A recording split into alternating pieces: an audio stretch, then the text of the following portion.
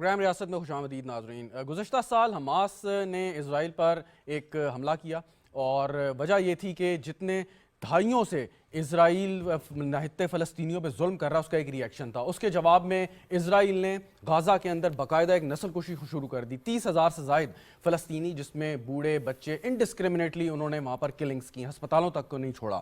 اور اس کے بعد خالی سلسلہ یہاں پر نہیں رکا اور اسرائیل نے جیسے پہلے بھی ایران کو وہ ٹارگٹ کرتا رہتا ہے، ایران کے ایک سفارت خانے پر حملہ کیا، انپرووکڈ اٹیک تھا، سارے جو انٹرنیشنل قوانین ہیں، نارمز ہیں، ان کی وائلیشن کرتے ہوئے اور وہاں پر حملہ کر کے ایران کے جو وہاں پر ڈپلومیٹک سٹاف تھا، ان کے جو وہاں پہ جو فوجی تھے جو اس وقت وہاں پہ سرو کر رہے تھے، ان کو وہاں پر جو ہے وہ شہید کر دیا۔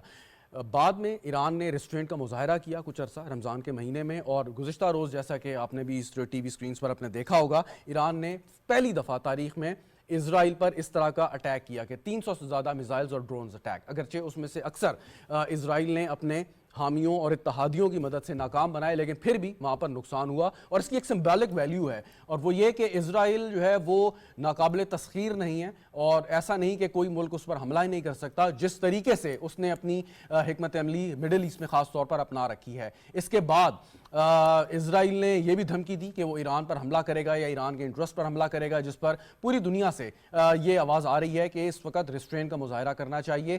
یہ نہ ہو کہ یہ جو اسکلیشن ہے اس وقت یہ پوری فل فلیج وار میں ایک تبدیل ہو جائے اور پورا جو اس وقت مشرق وسطیٰ ہے وہ جنگ کی لپیٹ میں آ جائے۔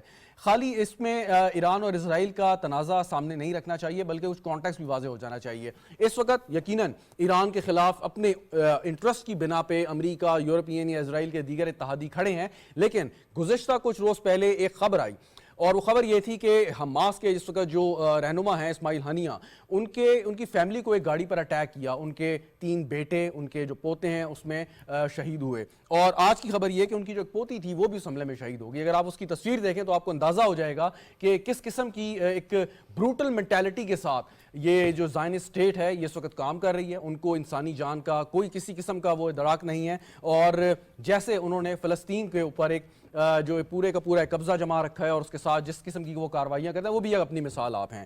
لیکن اس کے بعد یہ جو ایران نے کارروائی کی اور اب اسرائیل جو کارروائی کرنے کا ارادہ رکھتا ہے، سچویشن کیا ہوگی؟ پاکستان نے اپنا ایک رد عمل دیا ہے۔ پاکستان نے کہا ہے کہ بنیادی مسئلہ جو اس وقت غازہ کا کرائسس ہے، اگر جب تک وہ حل نہیں ہوگا سو ہم اس معاملے کو سالو نہیں کر سکتے۔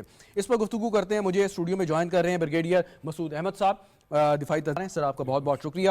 ڈاکٹر شازیہ چیمہ صاحبہ ہمارے ساتھ موجود ہیں، اکیڈیمک ہیں، پڑھاتی ہیں، بہت بہت شکریہ ڈاکٹر صاحبہ آپ کا۔ ڈاکٹر عائشہ ملک صاحبہ بھی ہمیں جوائن کر رہی ہیں، ایئر یونیورسٹی میں پڑھاتی ہیں، ڈاکٹر صاحبہ آپ کا بھی بہت شکریہ۔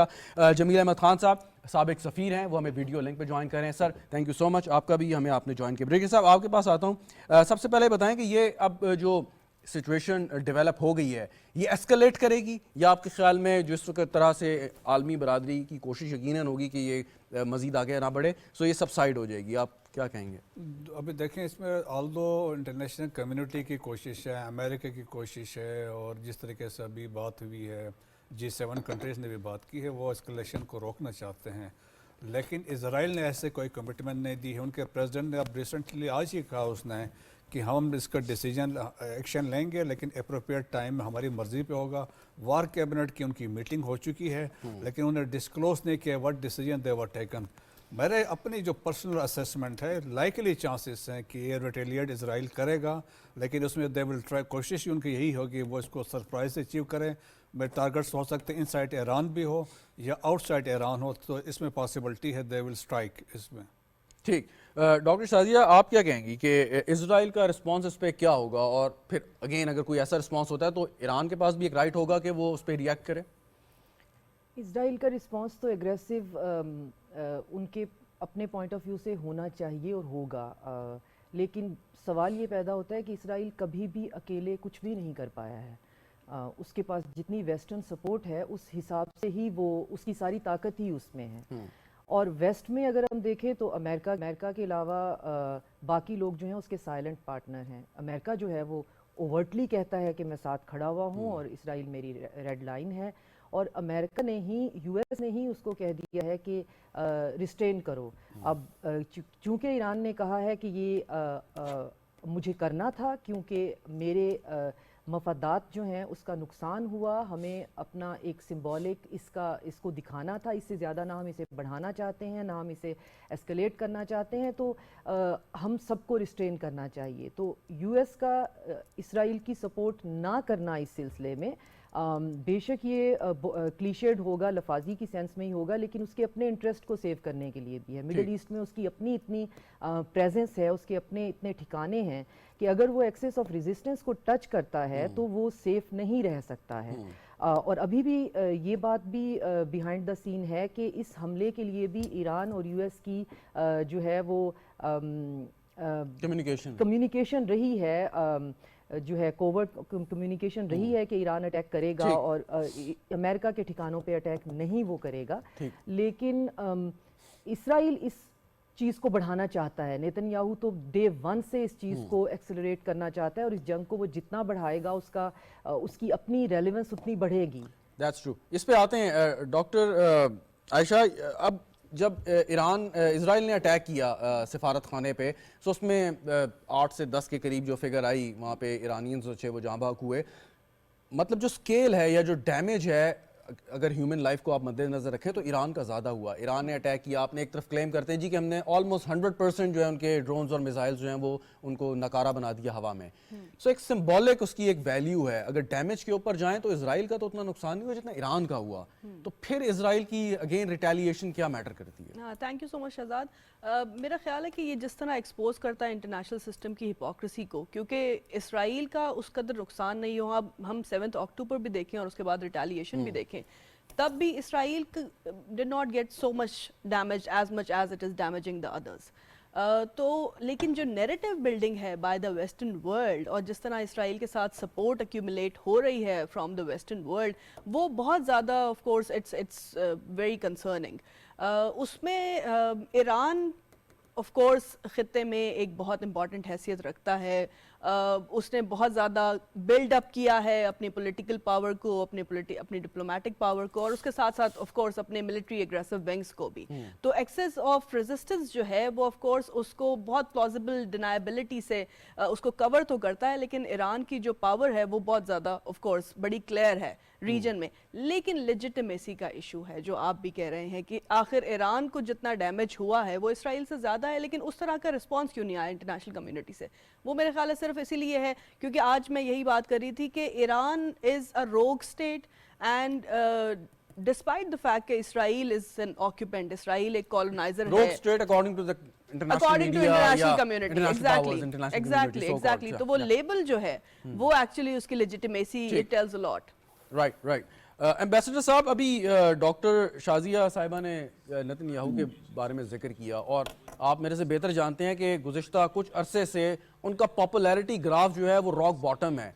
आपके ख्याल में कि आज जो उनकी वॉर कैबिनेट की मीटिंग हुई और जो भी उन्होंने फैसला किया वो बहुत एग्रेसिव जाएंगे? एक तरफ तो ये कि उन्होंने अपना रिटेलिएशन सो कॉल्ड उन्होंने एक वो करना है, लेकिन उसके साथ साथ इसके ऊपर एक पॉलिटिकल माइलेज की भी वो माइलेज लेने की भी कोशिश करेंगे। Don't you think?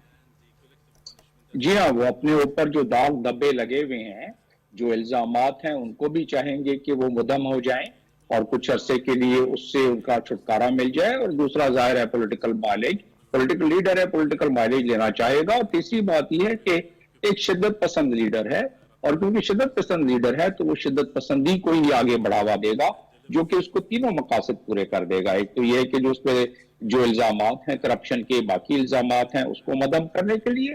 दूसरा ये है कि पॉलिटिकल माइलेज, और तीसरा ये है कि वो एक जहनी तौर पर भी एक शिद्दत पसंद सियासत को लेके आगे चलता है, और वही उसका कैपिटल है उसको आगे बढ़ाने के लिए। लेकिन देखना यह है कि क्या सिर्फ प्राइम मिनिस्टर ही वहां फैसला साजी में? देखें, इसके इजराइल को समझने के लिए बहुत जरूरी है, अभी जिक्र भी हुआ, बाकी पैनलिस्ट ने जिक्र किया, और वो है ज़ायोनिज्म को। ज़ायोनिज्म की तहरीक जो शुरू हुई और जो बुनियाद रखी गई वो 1897 में रखी गई। उस वक्त से लेके आज तक अगर उसका आप रोड मैप देखें तो वो अपने रोड मैप के मुताबिक जा रही है। और इससे मुराद ये है कि न सिर्फ इजराइल में रहने वाले लोग, मैं कहता हूं कि तमाम यहूदी नहीं, यहूदी नरम दिल रखने वाले भी हैं, दर्दे दिल रखने वाले यहूदी भी हैं, लेकिन ज़ायोनिज्म के पैरोकार जो कि बड़े मजबूत और मजबूत हैं, न सिर्फ अमेरिका में बल्कि यूरोप में भी और बहुत सारे ममालिक में, but more importantly in the United States, where they have their very good ingress in the Congress as well as the House of Commons, plus in all the institutions of United States. तो उसकी वजह से उन्हें एक सबकत हासिल हो जाती है फैसला साजी में यूनाइटेड स्टेट्स में, और उसके एलाइज उसको उसी लिहाज से आगे लेके चलते हैं। तो ये तो रहा उनका पॉलिटिकल इन्फ्लुएंस। आपने बात की नेतन्याहू की, नेतन्याहू इन तमाम अगर चीजों को जहन के पसे पर्दा रखते हुए अगर हम सोचें कि आगे क्या ये वॉर कैबिनेट और जो प्राइम मिनिस्टर है इजराइल के, उन्होंने क्या आगे कर चलना होगा, तो आपने जो साबका तरीकाकार है इजराइल का उसको देखना होगा। इजराइल ने हमेशा इस खित्ते में अपना एक एग्रेसिव पोस्चर रखा है, एक वो पोस्चर रखा है जिससे कि पूरे खित्ते में एक उनका इन्फ्लुएंस और डर खौफ कायम रहे। तो उसके लिए उन्होंने अब तक, जब से कायम हुआ है इजराइल, अब तक उन्होंने मेहनत की है, और उसको जिस तरीके से उन्होंने पॉलिटिकल उसका इन्फ्लुएंस बरकरार रखा है, तमाम ममालिक साथ देते हैं, अमेरिका और उसके जो हवारी, इवन रशिया की आपने बयान देखा। इजराइल की ये जो पॉलिसी है इसके ऊपर भी गुफ्तगू करते हैं, थोड़ा आगे बढ़ना चाहूँगा। ब्रिगेडियर साहब, अभी जैसे बात हो रही थी कि इजराइल का रिस्पॉन्स क्या होगा, इससे पहले जब गाज़ा में इजराइल ने स्ट्राइक की तो अब तक की इत्तलात हैं 33,000, 33,000। It's not a small number अगर ह्यूमन लाइफ्स को आप मेजर करें कि वो इस वक्त दुनिया में नहीं है, और उसमें बच्चे भी हैं, ख़वातीन भी हैं, बूढ़े लोग भी हैं। ईरान एक अटैक करता है और इंटरनेशनल कम्युनिटी जिस तरीके से अपना रिस्पॉन्स देती है, रिएक्शन देती है, वो एक एग्जाम्पलरी है। और 33,000 लोग मर जाते हैं तो उनकी तरफ से जो है वो कोई हमें आवाज़ सुनाई नहीं देती। तो इसकी क्या वजह है? ये अभी जिस तरह बात हुई हिपोक्रेसी है, और मतलब वो डबल स्टैंडर्ड्स है इंटरनेशनल कम्युनिटी के। और हमने even what to talk of West है या यूनाइटेड स्टेट्स है या even United Nation security Council के देखें। इसका अगर मैं कहूँगा आप थोड़ा सा डिस्पैशनेट एनालिसिस करेंगे, हिपोक्रेसी एक तरफ हो गई, लेकिन इजराइल ने ऐसा क्या काम किया कि इस तरफ सारी जितनी पावर्स हैं वो उसके साथ खड़ी हैं, चाहे वो सही करे गलत करे, 33,000 लोगों को मार दे, लेकिन फिर भी लोग उसके साथ या नेशंस के साथ खड़ी है। क्या आखिर किया उसने ऐसा? देखें, एक तो इंटरनेशनल अंडरस्टैंडिंग है to protect the state of Israel, ये एक तो वो है।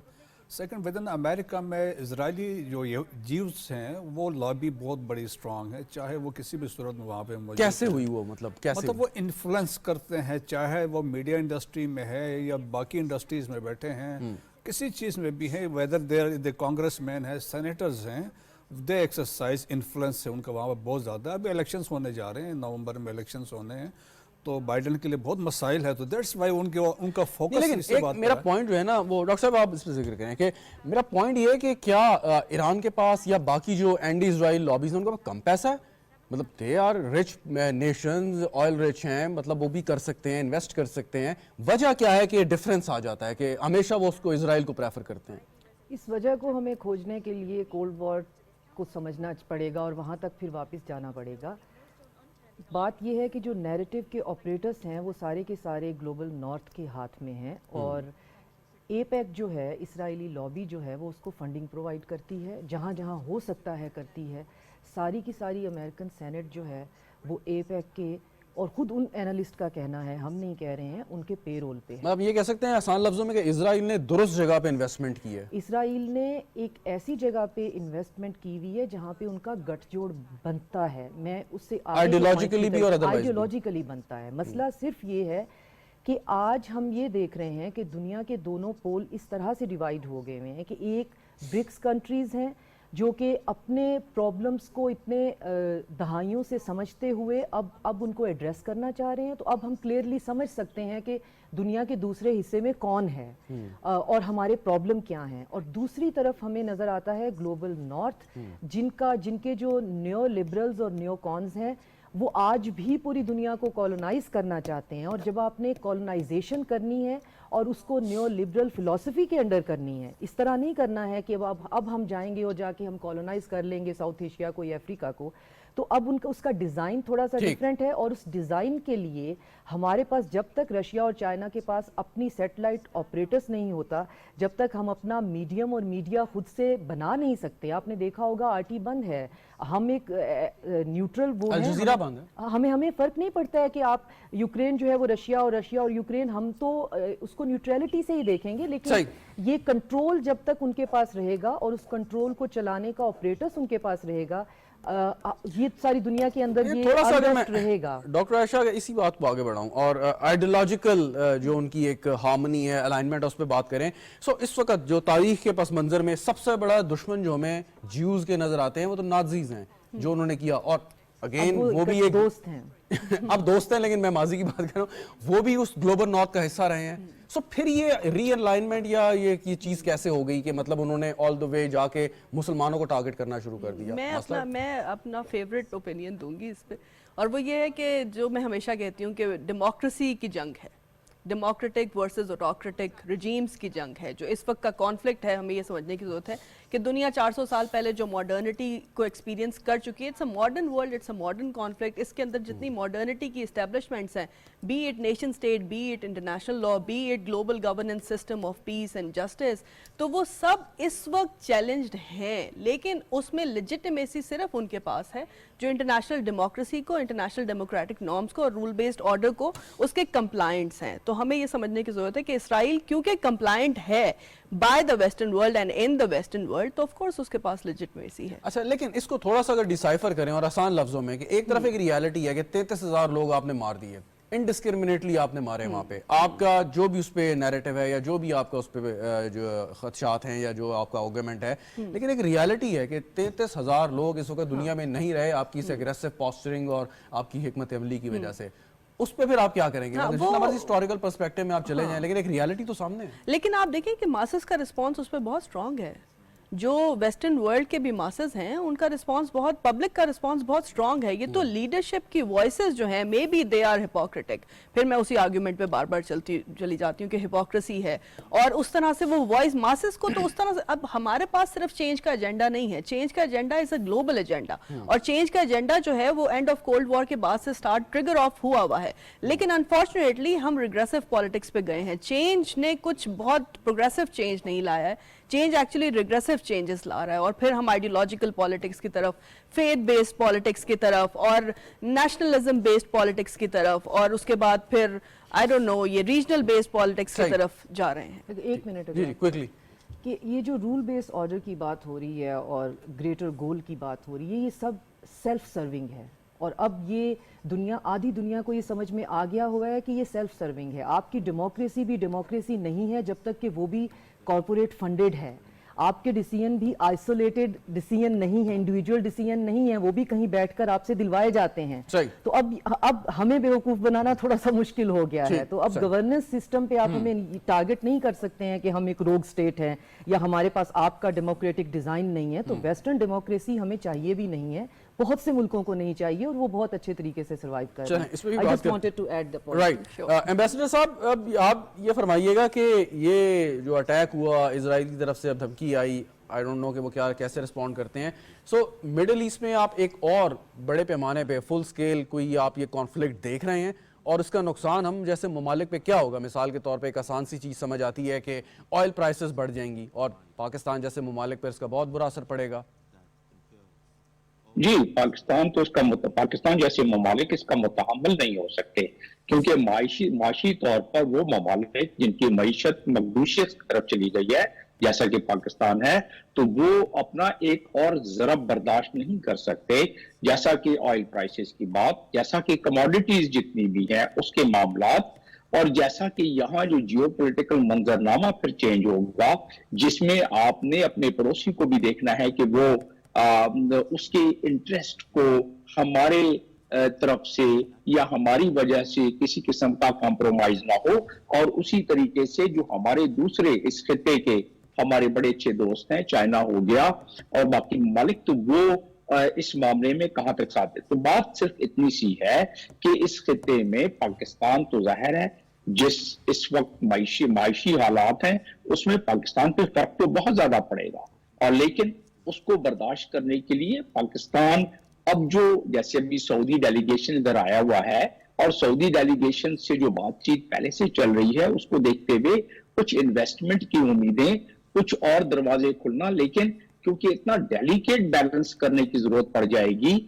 अगर खिते में मजीद को, क्योंकि जब वार कैबिनेट ने एक डिसाइड किया और अभी नेतन्याहू के बारे में मैंने तबसरा किया तो लगता तो यही है, और अगर पुरानी हिस्ट्री को देखा जाए इसराइल को और इसराइल की सपोर्ट को देखा जाए जिस पर गुफ्तगू हुई, तो उससे लगता ये है कि इसराइल ने ये रिटेलिएट तो करना है, लेकिन इस रिटेलिएशन के बाद ईरान ने बड़ा वाज़ेह बता दिया है कि हम 10 गुना ज्यादा ताकत से करेंगे। इस दफा सिंबॉलिक किया, 72 घंटे पहले बता के किया तमाम ममालिक को कि हम ये करने जा रहे हैं।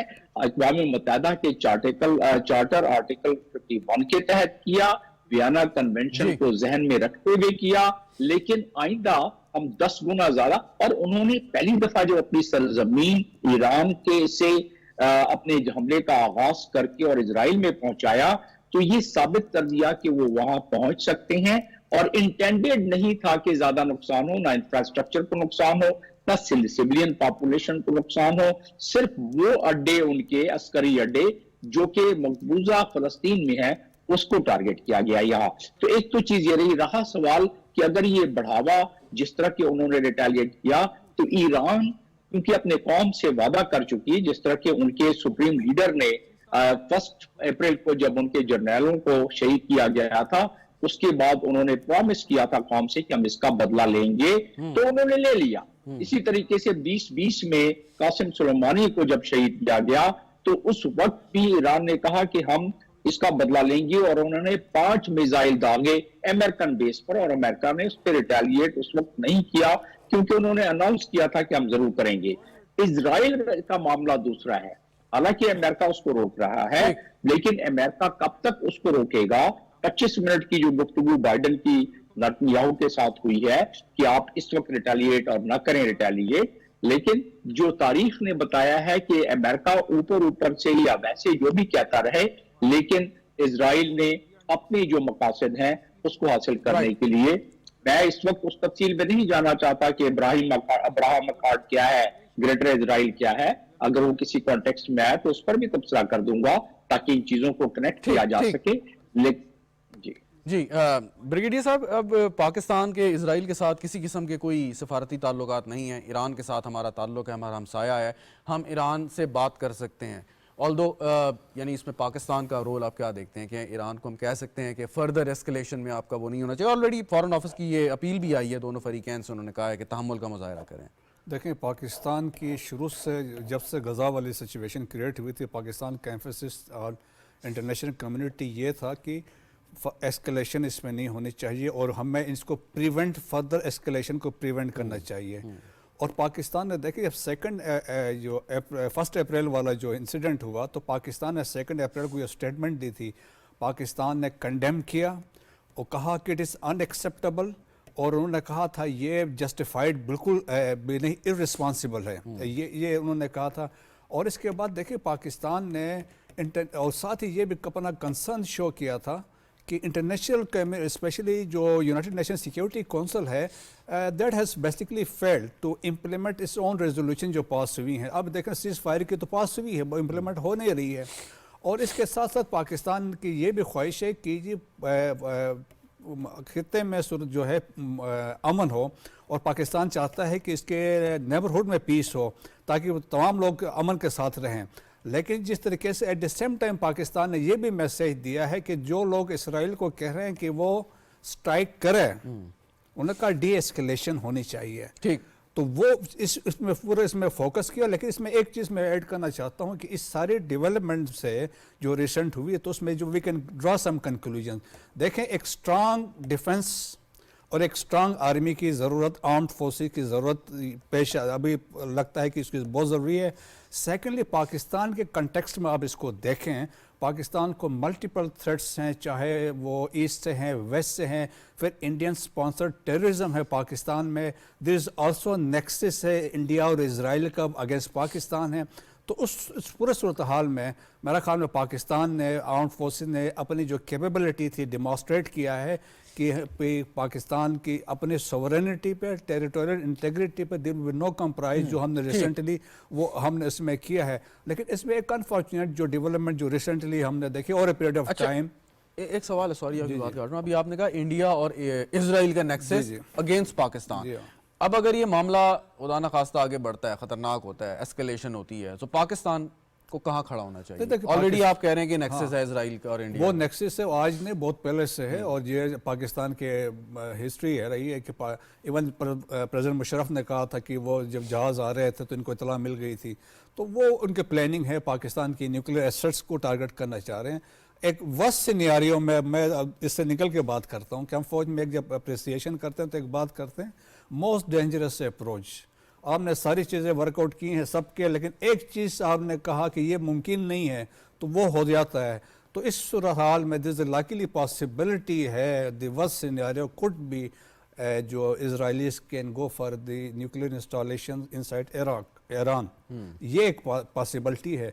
जहाँ मैं बात कर रहा था अफवाज पाकिस्तान, नहीं, लेकिन मैं ये बात करना चाह रहा था आपसे कि अगर आप ये कहते हैं और ये अंडरस्टूड है कि इसराइल इंडिया के साथ मिलकर पाकिस्तान को नुकसान पहुंचाना चाह रहा है, तो अगर ये कॉन्फ्लिक्ट एस्केलेट होता है, आगे बढ़ता है, तो हमें तो पता है हमने किस तरफ खड़ा होना है। नहीं देखिए, हमें वो तो पता है हमने कहा है, लेकिन हमने किसी डी एस्केलेशन की तरफ जाना है। हमारे यही स्टैंड रहा है थ्रू आउट की कि एस्केलेशन नो, दैट्स वाई हम पाकिस्तान कह रहा है कि एक पीसफुल नेबरहुड हमारा हो।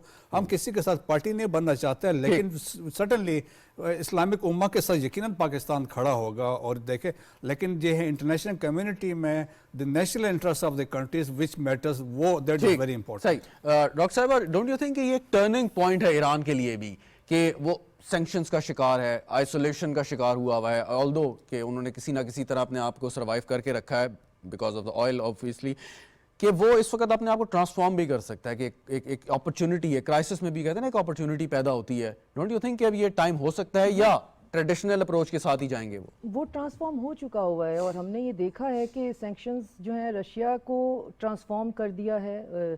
उसकी इकोनॉमी जो है वो इतनी बूम की है और ईरान सरवाइव कर गया है। वो अपनी एक सुई से लेकर अब ड्रोन जो है ना सिर्फ बना रहे हैं बल्कि बेच भी रहे हैं। मैं ब्रिगेडियर साहब की ये इसराइल और इंडिया के नेक्सस की बात को जो है वो रीइंफोर्स करना चाहूँगी। मेरी भी राय ये है कि ये इंडिया और इसराइल का जो नेक्सस है वो पाकिस्तान के अगेंस्ट तो है ही, वो इस पूरे खित्ते के अगेंस्ट भी है। और उसका फैलाव सिर्फ यहाँ तक नहीं है। अगर ये अब की जंग जो है वो बढ़ती है तो मिडल ईस्ट जो है वो पूरे का पूरा जो है डिस्टेबलाइज हो जाएगा। और मिडल ईस्ट के डिस्टेबलाइज होने में उसकी इकोनॉमी के फ्लक्चुएट होने का मतलब है पूरी दुनिया के अंदर भूचाल आ जाएगा ऑयल प्राइसेस के तनाजुर में।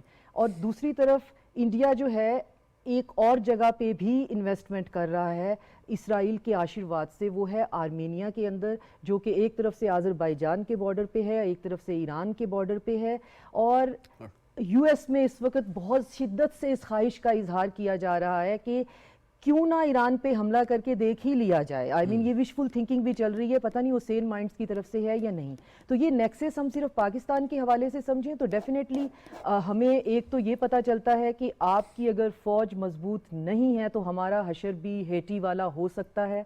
हमारे भी गली मोहल्ले के गुंडे जो हैं वो जनरल और कर्नल बन के खुद से यूनिफॉर्म पहन के, और ये आज हो रहा है, इस वक्त हेटी के अंदर हो रहा है। उसकी हमने मिलिट्री जो है वो यूएस ने डिस्ट्रॉय कर दी है और वहाँ पे गली मोहल्ले के बच्चे जो हैं वो पूरा मुल्क चला रहे हैं। तो एक तो हमें एक स्ट्रॉन्ग डिफेंस की ज़रूरत तो है ही, हमें स्ट्रॉन्ग मुईशत की भी ज़रूरत है। और अगर ये नेक्सस कामयाब होता है तो वो इस पूरे के पूरे खित्ते के इकोनॉमी को बर्बाद करेगा और उसके चक्कर में फिर सब इसकी लपेट में आ जाएंगे। और इनका इशू भी यही है, इनका मकसद भी यही है, एक तरफ से ईरान को कमज़ोर किया जाए, एक तरफ से चाइना को कंटेन किया जाए, मिडल ईस्ट को जो है वहाँ पे प्रॉब्लम क्रिएट किया जाए। हम तो इनकी हिट लिस्ट पे हैं ही, और अफ़गानिस्तान के अंदर टेररिज्म को हार्बर किया जाए।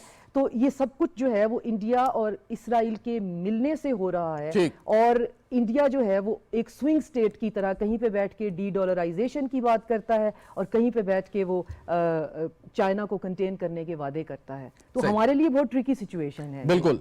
आयशा मलिक साहिबा, क्वेश्चन इज के जब इन्होंने कम्युनिज्म से थ्रेट फील किया, नेटो आई, उसके बाद उसको आपने दहशतगर्दी के खिलाफ सो कॉल्ड जो एक जंग थी आपकी उसके खिलाफ आपने इस्तेमाल किया। आपको पता था एक कॉमन एनिमी है जो कुछ लाइक माइंडेड मुस्लिम कंट्रीज हैं।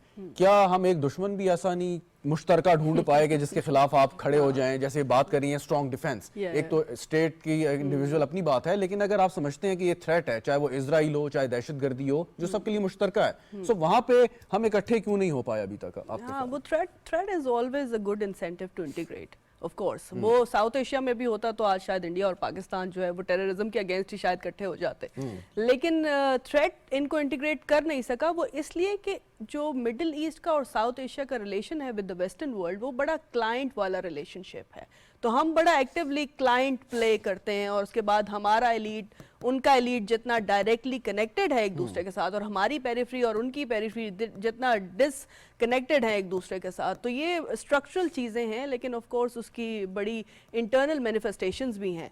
तो मुस्लिम वर्ल्ड क्यों कोई ऐसी कॉमन थ्रेट पैदा नहीं कर सकी जिस पे वो इंटीग्रेट कर लेकिन सके? आप नहीं समझती कि थ्रेट तो एग्जिस्ट करते हैं, हाँ। हम उन थ्रेट्स को मद्देनजर रखते हुए इकट्ठे क्यों नहीं हो सकते? रिकग्नाइज नहीं किया जी, जो उसकी recognize नहीं एक्नॉलेजमेंट, हाँ उसकी एक्नॉलेजमेंट वीक है। और मैडम ने जैसे कहा कि एक बड़ी इंटरेस्टिंग जो बात है, डायमेंशन है, वो न्यू लिबरल आइडियोलॉजीज हैं कि न्यू लिबरल वर्ल्ड में everyone is being operated through an incentive, तो हम इंसेंटिव देखते हैं और क्योंकि हमारी पॉलिटिकल रियलिटीज़ और इकोनॉमिक रियलिटीज़ बड़ी डिफरेंट हैं, हम मॉडर्निटी के बड़े डिफरेंट पैटर्न से निकले हैं, तो हम फ़ौरन ही फर्स्ट कम फर्स्ट बेसिस पे जो है इकोनॉमिक बेनिफिट्स की तरफ जाते हैं। तो अभी पाकिस्तान इस सिचुएशन में भी मुझे लगता है बड़ा प्रैग्मेटिक बिहेव करेगा, और क्योंकि हम जानते हैं हमारे प्रॉब्लम्स क्या हैं। ठीक। एम्बेसडर साहब, हमने देखा कि दुनिया के कुछ ममालिक ऐसे हैं कि जिन्होंने बहुत सी टफ सिचुएशन को रिजॉल्व करने में बड़ा ज़बरदस्त किरदार अदा किया। टेक कतर फॉर एग्जांपल के अमेरिका और तालिबान के दरमियान जो मुआहिदा हुआ, नॉर्वे ने इसमें बहुत सी चीज़ों में बड़ा अच्छा किरदार अदा किया। आप समझते हैं कि अब ये एस्केलेशन एक बढ़ती जा रही है, या इससे पहले जो फ़लस्तीन और इजराइल का मसला है, ठीक है, उस पर किरदार अदा हुआ होगा, लेकिन ये रेजोल्यूशन की तरफ या कंक्लूजन की तरफ क्यों नहीं जा सका अभी तक? हालांकि इन्फ्लुएंस भी है, शायद ख्वाहिश भी पैदा हुई हो लोगों में। जी, रेजोल्यूशन और कंक्लूजन की तरफ उस वक्त जाए ना कि जब हमारा सबसे बड़ा प्लेटफॉर्म इस दुनिया का जो रीजनल ऑर्गेनाइजेशन कहलाता है और जो अक़वाम मुत्तहिदा के चार्टर के चैप्टर 8 के तहत बनाए जाते हैं, जैसे कि जितने भी रीजनल, यूरोपियन यूनियन हो गया, सैडेक हो गया, अफ्रीकन यूनियन हो गया, OIC हो गया, जिसके 57 ममालिक यानी सबसे बड़ा ग्रुप यही है, इसको ताकत हासिल है अक़वाम मुत्तहिदा की चैप्टर 8 की। इन्होंने क्या किया, मतलब ये चाहते तो रेजोल्यूशन की तरफ जा सकते थे, ये चाहते तो इन्फ्लुएंस अपना इस्तेमाल कर सकते थे, ये चाहते तो अपना पेट्रो डॉलर इस्तेमाल कर सकते थे, लेकिन जहां इंडिविजुअल इंटरेस्ट सब तक ले जाए, स्टेट के इंटरेस्ट पे या पूरे जो 57 ममालिक का ग्रुप है उनके इंटरेस्ट पे, तो वहां फिर कुछ दरारें आ जाती हैं, कुछ इंटरेस्ट आ जाते हैं, और फिर इसी पर तो काम इजराइल करता है। इसी पर तो इजराइल अपनी हम आहंगी के साथ अमेरिका के और उनके एलाइज के साथ इसी पर तो काम, इसी पर के लिए तो ताने बाने बुने गए हैं, मीडिया में, मईशत में, सियासत में, समाजत में, हर जगह ये ताने बाने जो ज़हूनियत तहरीक की इब्तिदा, जिसका मैंने बताया कि 1897 में इसकी इब्तिदा हुई थी, वो सिलसिला खत्म तो नहीं होने वाला है, वो सिलसिला तो बढ़ता जाएगा। मैंने इशारा दिया था ग्रेटर इजराइल का, और अगर आप देखें उसको इब्राहिम अकॉर्ड वगैरह से आप जोड़ें तो फिर आपको महसूस होगा कि ये इन्फ्लुएंस किस किस तरह कहां सरायत।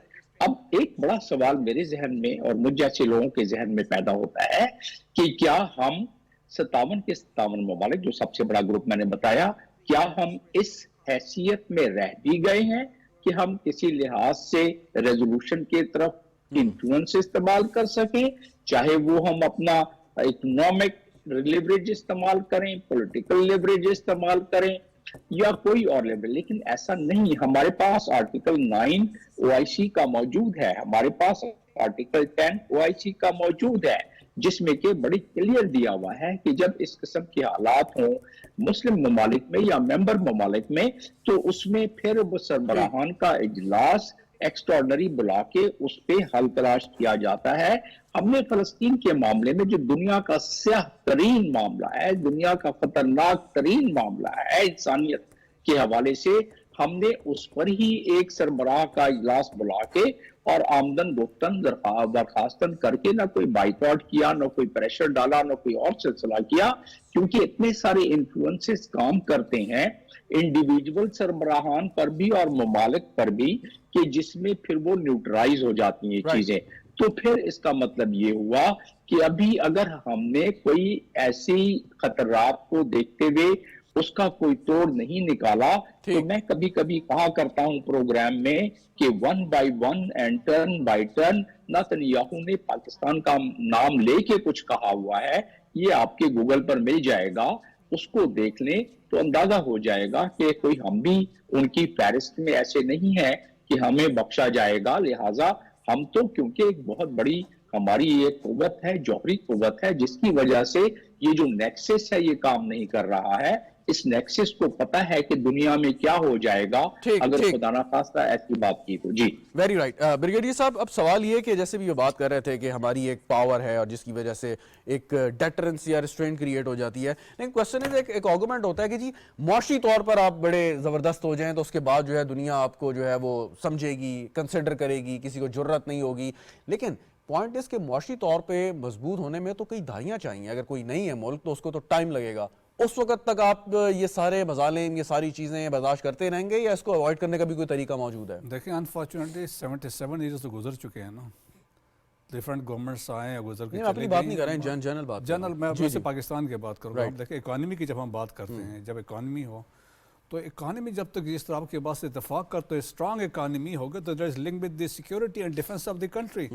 तो वो जब तक नहीं होगा तो अभी हमें देखें हमारे यहाँ पे अनफॉर्चुनेटली पॉलिटिकल पोलराइजेशन भी है। अच्छा, सॉरी टू कट यू, लेकिन अब चलें 77 ईयर गुजर गए ना, उसको छोड़ें, अब आगे बढ़ना है ना, अब 70 साल को तो नहीं लेके बैठ सकते। अब क्वेश्चन के अब हमने, लेकिन आगे बढ़ने के लिए भी तो वक्त दरकार होगा ना, चाहे पाकिस्तान को या किसी और मुल्क को, फलस्तीन की मिसाल ले लें। सो उस वक्त तक वो क्या करेगा ऐसा मुल्क जो इस कॉन्फ्लिक्ट का या इस किस्म के सिचुएशन का शिकार है? देखें, अभी जब हम पाकिस्तान की बात करते हैं ना, पाकिस्तान में देखें कि अभी कुछ स्टेप्स तो अब रिसेंट गवर्नमेंट्स में हमने देखा है, जो कंसेप्ट आया है SIFC का, एक SIFC बनी है, इसके बाद फॉरेन इन्वेस्टमेंट आपकी आ रही है। जिस तरीके से अभी बात हो रही थी, एक बहुत बड़ा एक तारीखी किस्म का डेलीगेशन सऊदी अरब का आज पहुंच चुका है, एक कल आ रहा है विद $7 बिलियन उन्होंने यहाँ पे इन्वेस्ट करना है इन द फेज़ 1। तो SIFC इसलिए बनाए गए थे, 1 विंडो ऑपरेशन होगा और इसके बाद से आपकी इकॉनमी बेहतर होगी। मेरे ख्याल में एक स्टेप्स लिए गए हैं और there is a requirement of continuity. तो होपफुली अगर ये सिचुएशन ऐसी होती है और थ्रू SIFC है, और हमने रिसेंटली देखे जो इंपॉर्टेंट फैक्टर है जो मेरे ख्याल में बहुत सारे लोगों को नहीं पता है कि ग्रीन पाकिस्तान ने जितने जो आपके बैरन और जो बंजर ज़मीनें थी, जो गवर्नमेंट की वेस्ट लैंड थी, उसको लिया है, उसको अभी ऑलमोस्ट 40,000 to 1 लाख को इस दफ़ा वो काश गंदम आपको दे रही है, तो वो गंदम आपकी मार्केट में आएगी। तो स्टेप्स लिए जा रहे हैं, मेरे ख्याल में सेंसिटिविटी की ज़रूरत है और होपफुली जिस तरीके से इन्वेस्टमेंट आ रही है, things will go in the right direction. But यकीनन मैं आपकी बात से इत्तेफाक करता हूँ, इकानमी बेहतर होगी। आप देखें, इकानमी बेहतर होगी तो IMF के पीछे आपको नहीं जाना पड़ेगा, आपको मसाइल जो आपके हैं ना, इनहेरिट आपके मसाइल हैं। ठीक, एक आइडियोलॉजिकल ग्राउंड्स पे एक सवाल करूं अगर मैं, कि ये जो कॉन्फ्लिक्ट बिटवीन डिफरेंट रिलीजन होता है, अगर जूडाइज़म को अगर कंपेयर करें क्रिश्चियनिटी के साथ, जो हमें किताबें या हिस्टोरियंस बताते हैं वो ये कि एक हिस्ट्री है कि उस वक्त जो हज़रत ईसा के साथ हुआ उसमें, मतलब जिस तरह ज्यूज़ ने किया था उस ज़माने में, सो इमीडिएट कॉन्फ्लिक्ट तो ज्यूज़ का आइडियोलॉजिकल बुनियादों पर क्रिश्चियनिटी के साथ होना चाहिए था। सो ये कैसे तब्दील हुआ कि वो एंटी मुस्लिम हो गए और फिर ये कॉन्फ्लिक्ट बन गया और फिर सारे का सारा, मतलब इसमें कोई वक्त लगा, कोई नैरेटिव बिल्डिंग हुई, ये ऑर्केस्ट्रेट किया गया ये सारा ये कुछ? तो अब आप चाह रहे हैं कि पूरी लाइब्रेरी यहाँ खोल दी जाए। इसको नटशेल में यही है कि ये कभी भी रिलीजियस नहीं रहे हैं, ये हर दफ़ा, हर टाइम पे, हर टाइम और स्पेस पे ये पॉलिटिकल ही रहा है। यसु मसीह को स्लेब पे चढ़ाना भी जो है वो एक पॉलिटिकल इशू था, क्योंकि रोमन्स जो हैं वो इन्फ्लुएंस बर्दाश्त नहीं कर पा रहे थे और यहूदी पादरी जो हैं वो चाहते नहीं थे कि उनकी दुकानदारी बंद हो जाए। मजहब को इस्तेमाल किया गया, मजहब को हर जगह पे मजहब को इस्तेमाल ही किया आज जाता भी किया जा रहा है, आज भी किया जा रहा है। और आज मजहब को इस्तेमाल करने के लिए बड़े बड़े प्लेटफॉर्म बन रहे हैं। पहले हमें ऐसे प्लेटफॉर्म, लीग ऑफ नेशन आप देख लें कि अब हम अमन चाहते हैं, हम अब जंग नहीं करेंगे, हमने जो यहूदियों के साथ कर दिया वो हम नहीं करेंगे। तो ईसाइयों की तो एक पूरी तारीख है, उनकी तो एक पूरी डॉक्ट्राइन है, एंटी ज्यूडिज्म जो है वो उनको बताया जाता है, सिखाया जाता है। लेकिन ये चीज़ें ओवरनाइट बहुत आसानी से बदल जाती हैं क्योंकि ये बहुत पॉलिटिकली बेस्ड होती हैं, ये नैरेटिव सारा बना ही पॉलिटिकल होता है। और आपका एक और सवाल था, वो मैं उसको ऐड करना चाहूँगी कि अब हम कर क्या सकते हैं अगर इकोनॉमी की बात अगर हम करें, थोड़ा सा हट जाएगा अगर आप इजाज़त दें तो मैं उसको टच करना चाहूँगी। इकोनॉमी बेहतर हो सकती है लॉन्ग टर्म सस्टेनेबल गोल्स के साथ, और लॉन्ग टर्म सस्टेनेबल गोल जो हैं वो आपकी पॉलिटिकल स्टेबिलिटी के बगैर नहीं आते, या फिर आप उनको अटैच कर दे किसी ऐसी नॉन फ्लूइड एंटिटी के साथ। अगर आपकी पॉलिटिकल पार्टीज जो हैं वो आप एक गोल जो है वो टारगेट सेट करते हैं और अगला बंदा आके वो सड़क बंद करवा देता है, पूरा प्रोजेक्ट रुका रहता है, तो ये एक तो हमारा ये प्रॉब्लम है। हमारे अचीवेबल सस्टेनेबल गोल ही हमने कभी नहीं बनाए, हमारी हर पार्टी का अपना गोल होता है, अपना एजेंडा होता है। तो एक तो SIFC ने उसको बिल्कुल अम्ब्रेला कर दिया है कि अब चाहे हुकूमत जो भी आएगी नहीं आएगी, वो एक न्यूट्रल पार्टी के पास रहेगा, वो पॉलिटिकल पार्टीज जो हैं वो उसका हिस्सा ज़रूर रहेंगी, वो उसको तबाह बर्बाद नहीं कर पाएंगी जैसे वो कर रही हैं। और दूसरी बात ये है कि हम पिछली 2 दहाइयों से यहाँ पे टेररिज्म की जंग लड़ रहे हैं, तो उसकी वजह से हमने उस टेररिज्म को भुगता भी बहुत है। हमारे पास इन्वेस्टर आके हमसे मिलिट्री ग्रेड प्रोटेक्शन मांगता है, अपनी इन्वेस्टमेंट की भी और अपनी जान की भी, और वो भी हम यहाँ पे सिविलियन जो हैं उसको नहीं दे सकते हैं। तो हमारा यहाँ पे जो एक सिस्टम बनना है वो बहुत हाइब्रिड बनना है, जिसकी इब्तिदा हो गई है, मगर अगर हम इस इंडिया और इसराइल के नेक्सस को काउंटर नहीं कर पाते हैं तो सबसे पहले हमारा SIFC टारगेट होगा। लास्ट क्वेश्चन आयशा मलिक साहबा कि अब इजराइल एक्सेप्टेबिलिटी चाहता है अमंग द मुस्लिम वर्ल्ड और डिप्लोमेटिक रिलेशनशिप्स कायम करना चाहता है, सो ये एस्केलेशन या ये कॉन्फ्लिक्ट को बढ़ावा देना तो ये उसके अपने मफादात के खिलाफ नहीं होगा कि अगर वो कहता है जी सऊदी अरब भी मुझे तस्लीम कर ले और दीगर ममालिक भी मुझे तस्लीम कर ले, वो कैसे करेंगे कि जब आप मिडिल ईस्ट में इतना बड़ा फुल स्केल वॉर करने जा रहे हैं? एक्चुअली मेरे ख्याल है इसराइल की पेशेंस जो है वो गिव अप कर गई है अब, और वो असर्टिवनेस के थ्रू अब जाना चाहते हैं। डिप्लोमेटिकली उन्होंने ट्राई किया, of course they have been successful with a lot of countries, लेकिन अब ज़रा ज़्यादा असर्टिव हैं, और अभी तो ऐसा लग रहा है कि इसराइल और USA भी सेम पेज पे शायद कुछ अरसे के लिए नज़र नहीं आएंगे, मे बी बैक स्टेज होंगे, but the approach is 100% more assertive. बिल्कुल। एम्बेसडर साहब कुछ ऐड करना चाहेंगे इसमें? Final question. ये दुरुस्त है कि इजराइल के पास जिस नहज पर उसने अपने लोगों को जहनियत को पहुंचा दिया है, इजराइल के पास कोई ऑप्शन नहीं रहा है बासिवा इसके कि अगेन एग्रेसिव पोस्चर, और जिससे महसूस होता है कि गाजा का मसला भी हल होने वाला नजर नहीं आ रहा। आने वाले दिनों में बड़ी बदकिस्मती से कहा जा सकता है कि न हम उनकी मदद कर पा रही हैं 57 ममालिक, और न ही उन पर जुल्म और बर्बरियत में कोई कमी नजर आ रही है। तो लिहाजा बहुत शुक्रिया एम्बेसडर जमील अहमद खान साहब हमारे साथ मौजूद थे, ब्रिगेडियर मसूद अहमद साहब, डॉक्टर शाजिया चीमा साहिबा, डॉक्टर आयशा मलिक साहिबा, आपका बहुत शुक्रिया। नाज़रीन, गुफ्तगू आपने सुन देखने का आपका भी शुक्रिया। इजाज़त दीजिए, खुदा हाफ़िज़।